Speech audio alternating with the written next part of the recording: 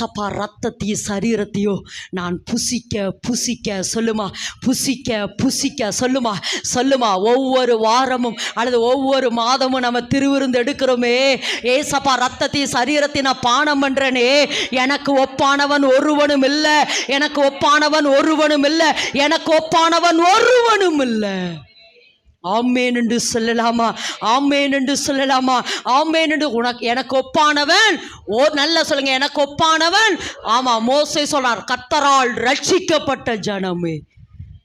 என்னன்னு சொல்லணும், கர்த்தரால் விடுவிக்கப்பட்டிருக்கிற. சொல்லுங்க, ஏசப்பா ரத்தத்தினால நான் விடுதலை ஆகிட்டேன், நான் விடுதலை ஆகிட்டேன். என் ஆவி விடுதலையாயிருக்கு, என் ஆத்மா விடுதலையாயிருக்கிறது, நான் விடுதலையாக்கப்பட்டிருக்கிறேன். ஆமேன் என்று சொல்லலாமா? ஆண்டவராகிய இயேசு கிறிஸ்துவின் ரத்தத்தினாலே நீங்கள் மீட்கப்பட்டிருக்கிறீங்க, நீங்கள் விடுதலையாக்கப்பட்டுட்டீங்க, நீங்கள் பாதுகாக்கப்பட்டுட்டீங்க. அழிவின் எல்லையிலிருந்து அல்லது இருளின்